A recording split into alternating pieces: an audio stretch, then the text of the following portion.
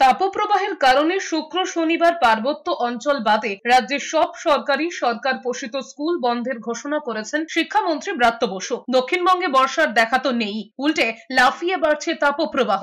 এই পরিস্থিতিতে প্রাথমিক স্কুলগুলো সকালে করা যায় কিনা তা নিয়ে বিভিন্ন জেলা থেকে শিক্ষা দপ্তরের কাছে আগেই আবেদন করা হয়েছিল, তবে এখনই সে ব্যাপারে সিদ্ধান্ত হয়নি। এরই মধ্যে বৃহস্পতিবার সোশ্যাল মিডিয়ায় পোস্ট করে শিক্ষামন্ত্রী ব্রাত্য বসু জানিয়েছেন, শুক্র এবং শনিবার রাজ্যের পার্বত্য অঞ্চল বাদে রাজ্য সরকার এবং সরকার পোষিত প্রাথমিক, উচ্চ প্রাথমিক, মাধ্যমিক, উচ্চ মাধ্যমিক সহ সমস্ত শিক্ষা প্রতিষ্ঠানে পঠন পাঠন স্থগিত থাকবে। কিছু জেলায় তাপপ্রবাহের পরিস্থিতির কারণে এই সিদ্ধান্ত নেওয়া হয়েছে। গ্রীষ্মের ছুটি কাটিয়ে কয়েকদিন আগেই স্কুল খুলেছে, কিন্তু তাপপ্রবাহের কারণে নাজেহাল অবস্থা রাজ্যবাসীর। এই পরিস্থিতিতে স্কুল বন্ধের সিদ্ধান্তের কথা জানিয়েছেন শিক্ষামন্ত্রী।